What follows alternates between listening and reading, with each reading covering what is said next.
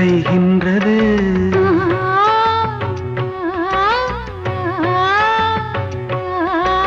நாளைக்கே ஆனந்த விடுதலை காணட்டும், காணாத உறவில் கை தொட்டும்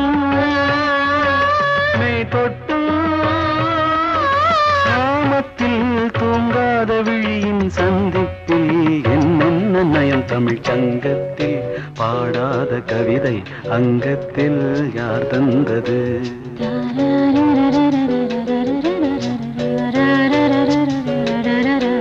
சந்தத்தில் மாறாத நடையொடு என் முன்னே யார் வந்தது?